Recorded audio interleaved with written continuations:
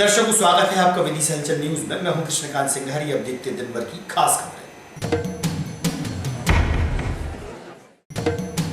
जीवनदायिनी पुण्य सलिला में बढ़ रहा है जल स्तर। बेतवा है पूरी तरह उफान पर। बेतवा ने लिया रौद्र रूप।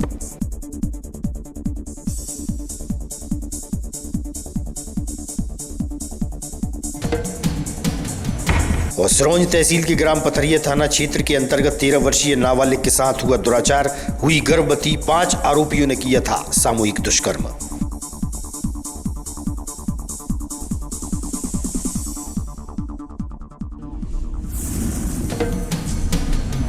और सम्राट अशोक सागर हलाली बांध हुआ लबालब। हलाली बांध के खोले 2 गेट। डैम का छरछरा हुआ प्रारंभ।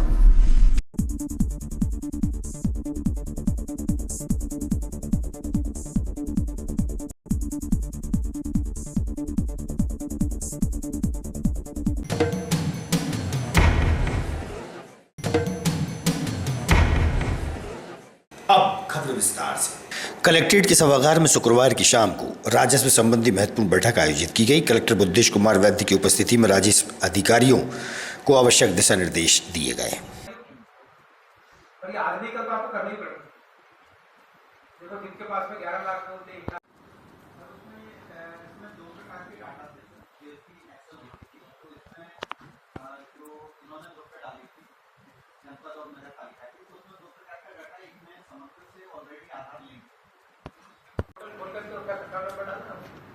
और उस आदमी को पकड़ करना पड़ेगा। तो गांव के स्तर पे पटवारी जाती है,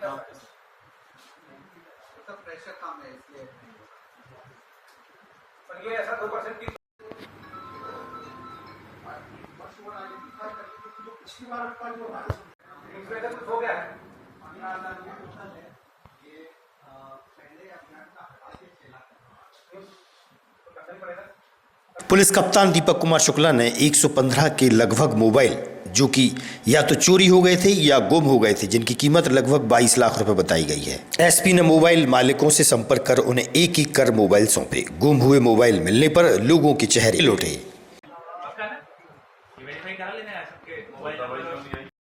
तुम्हारा मोबाइल नहीं, तुम इधर आ जाओ।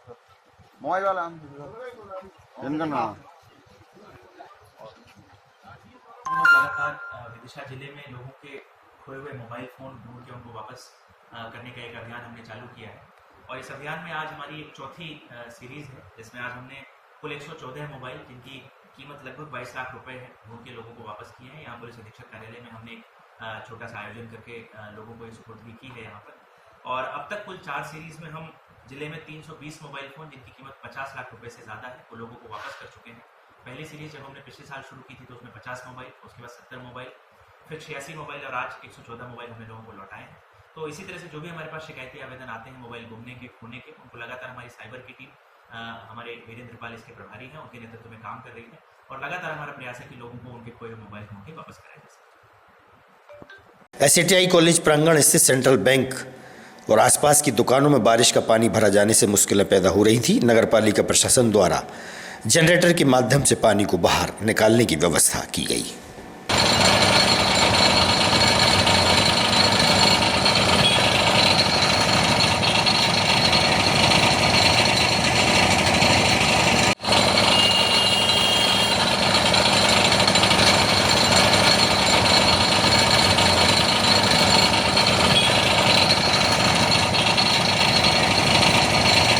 हसनाबाद डावर पंचायत क्षेत्र के लगभग 25 से 30 घरों में बारिश का पानी भरा जाने से रहवासियों को खासी परेशानियों का सामना करना पड़ रहा है।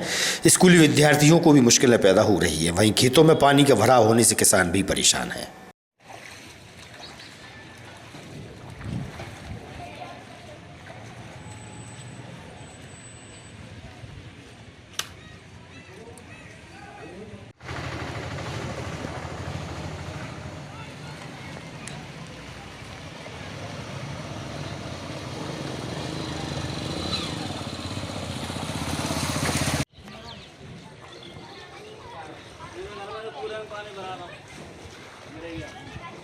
यहाँ तो भरा जाता है अंदर से। चलो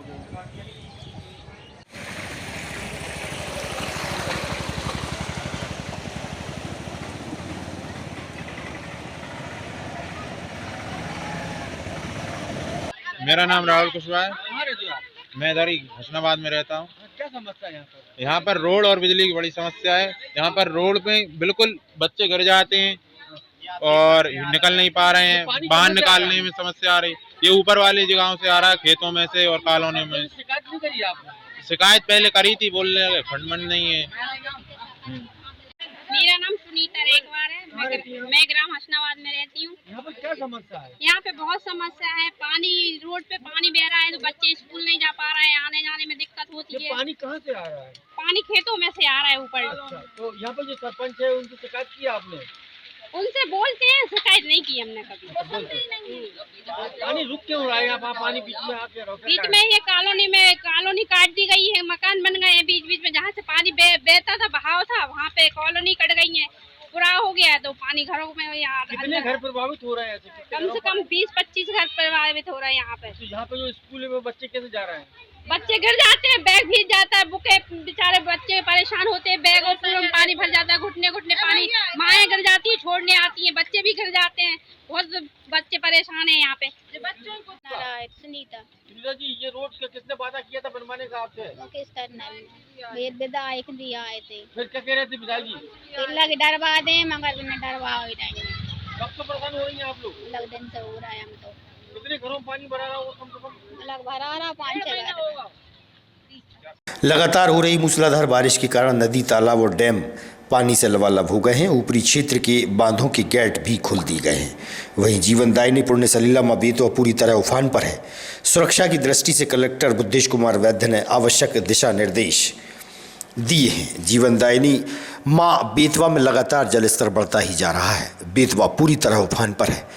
बेतवा के बीचों बीच स्थित चरण तीर्थ शिव मंदिर आधी से ज़्यादा पानी में डूबे हैं। बेतवा में बहाव तेजी से आगे की ओर बढ़ रहा है। बेतवा की सभी घाट पानी की चपेट में है। वहीं मुक्तिधाम का मुख्य द्वार भी आधा पानी में डूब गया है। बेतवा का विहंगम दृश्य देखिए आप। बेतवा ने रौद्र रूप धारण कर लिया है।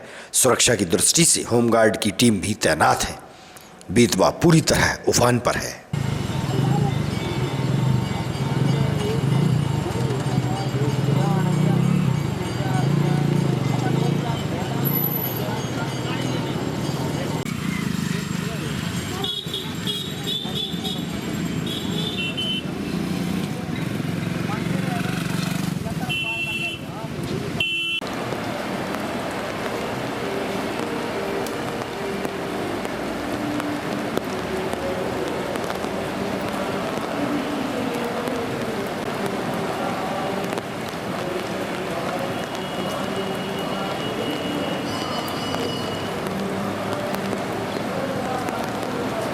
क्योंकि अभी तो और 2 मोरे और खुलेंगे।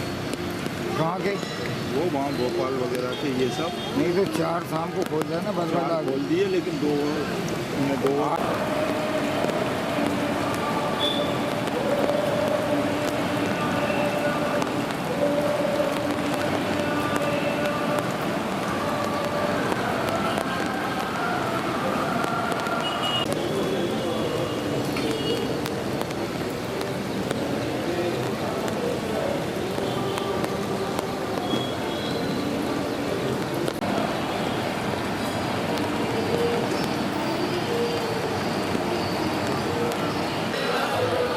जी, क्या नाम है आपका? और ये जो नदी उफान पर चल रही है, कितने उफान पर है और क्या स्थिति है?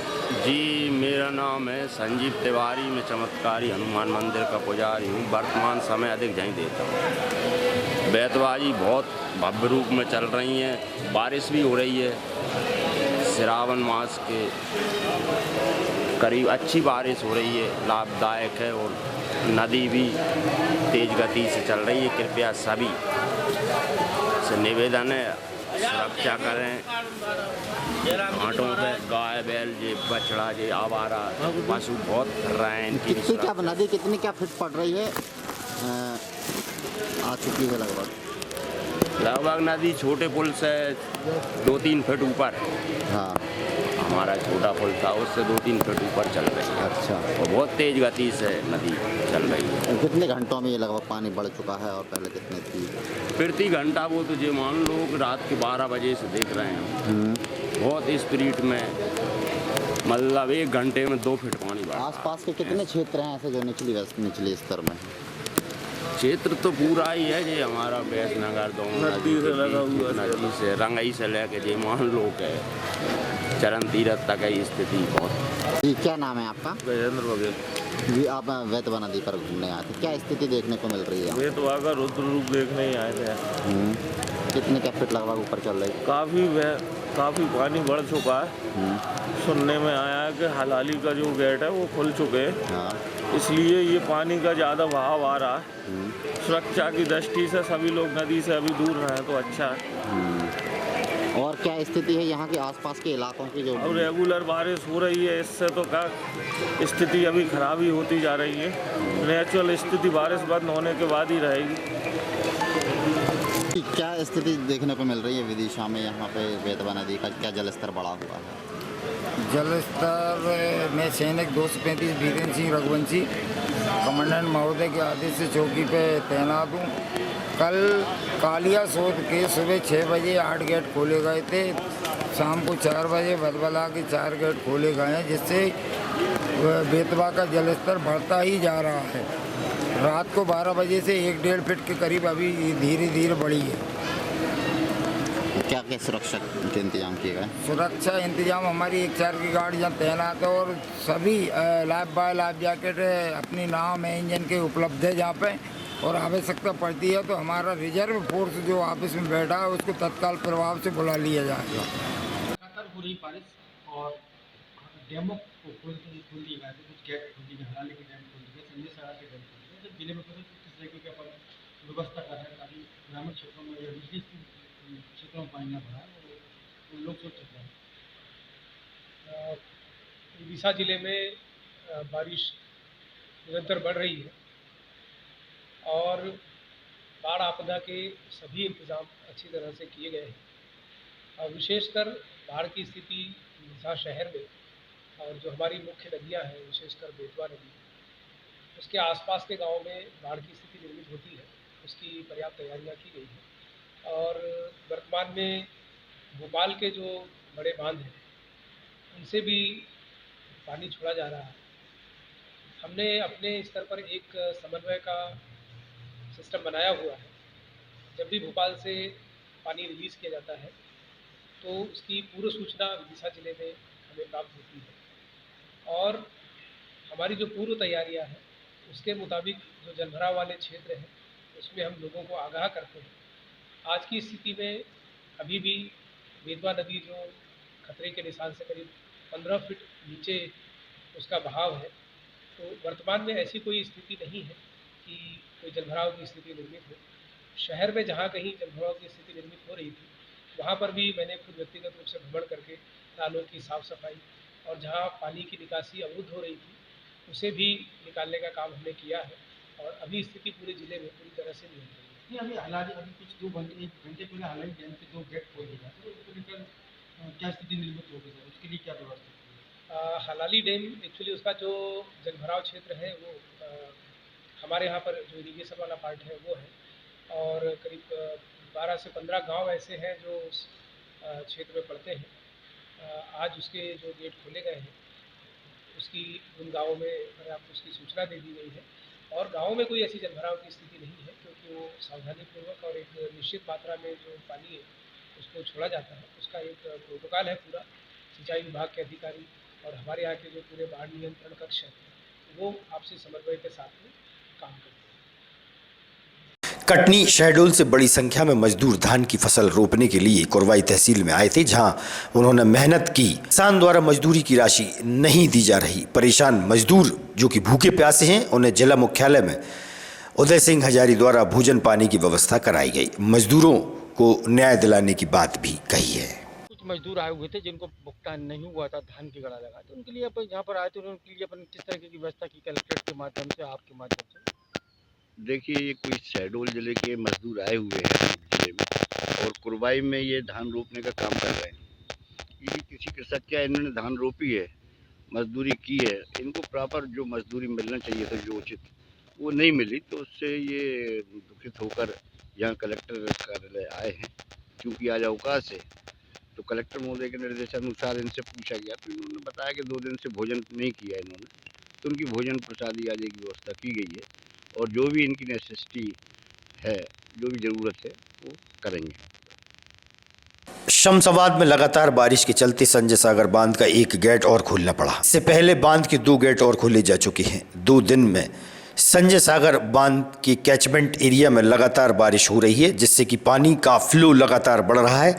लगातार एक एक करके गेट खोले जा रहे हैं ताकि बांध की वाटर लेवल को मेंटेन किया जा सके। वहीं एहतियात के तौर पर सायरन बजाकर निचली बस्तियों को अलर्ट भी कर दिया जा रहा है। संजय सागर परियोजना के एसडीओ राजेंद्र कौशल ने बताया कि पिछले वर्ष की अपेक्षा इस बार अभी तक 55% अधिक बांध भर चुका है। इस बार अच्छी बारिश होने से हम आगे आने वाली फसलों को पर्याप्त मात्रा में पानी उपलब्ध करा सकेंगे। वहीं पानी की फ्लो पर लगातार नज़र रखी जा रही है। आवश्यकता पड़ने पर और भी गेट खोले जा सकते हैं। में अपना संजय सागर डैम का जो लेवल है 447.00 हो चुका है और 71% भर गया है। अभी इसमें 2 गेट 80 सेंटीमीटर खोले गए हैं और एक गेट 60 सेंटीमीटर खुला हुआ है। इस तरह से 3 गेट वर्तमान में खुले हुए हैं, जिनसे 280 क्यूमेक्स पानी अपन रिलीज कर रहे हैं, जबकि इसमें जो इनफ्लो आ रहा है वो लगभग 275 क्यूमेक्स आ रहा है। यदि हम बात करें पिछली साल की आज की तारीख की, क्या स्थिति थी पहले और आज में? पिछले साल ये डैम 20% भरा था, मात्र 443.5 के लेवल तक भर पाया था और 20% पानी था। आज की तारीख में पिछले साल से 50% पानी ज़्यादा भरा हुआ है और 70% है आज की तारीख। यदि पानी की स्थिति तेज हो जाती है तो निचली बस्तियों में ऐसी कोई व्यवस्था की है ताकि अलर्ट हो और वो कोई भी अनहोनी से बच सके? नहीं, बराबर यहाँ पे जो रेवेन्यू डिपार्टमेंट सब लगे हुए हैं, उनको एसडीएम को इन्फॉर्म कर दिया जाता है, तहसीलदार को, सीओ को, ऐसे ही बैरसिया क्षेत्र के वालों को भी इन्फॉर्म कर देते, मैसेज भेज देते हैं। वो अपने निचले स्टाफ को मैसेज कर देते हैं और जगह जगह सेक्रेटरी और पटवारी लोग वहाँ मैसेज गांव में कर देते, जिससे सबके बचाव चल रहा है। विदिशा जिले के प्रमुख बांध सम्राट अशोक सागर, जिसे हलाली डैम के नाम से जाना जाता है, डैम में 80% पानी भरने के बाद आज दोपहर 2 बजे उसके गेट खोल दिए गए, जिससे हलाली बांध का छरछरा भी प्रारंभ हो गया, जिसे देखने के लिए बड़ी संख्या में विदिशा, भोपाल और आसपास के अन्य जगहों से सैलानी पहुंचे। बता दें कि हलाली बांध में पहले गेट नहीं थे। पानी ओवरफ्लो होने के साथ छरछरा के माध्यम से बह जाता था, जिसे देखने के लिए बड़ी संख्या में लोग पहुंचते थे। जल संसाधन विभाग द्वारा इस साल यहां गेट लगाकर डैम की क्षमता भी बढ़ाई गई है। 80% भरने के बाद गेट खोले गए हैं।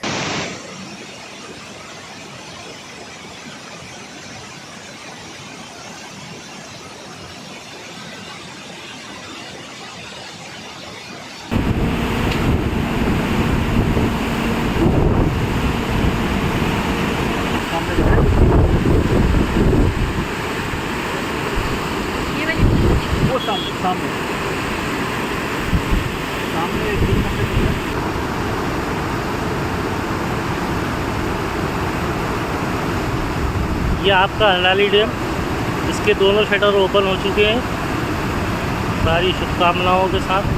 वेरी गुड फॉल बन रहा है। ये देखिए नज़ारा लाइव दिखा रहे हैं आपको।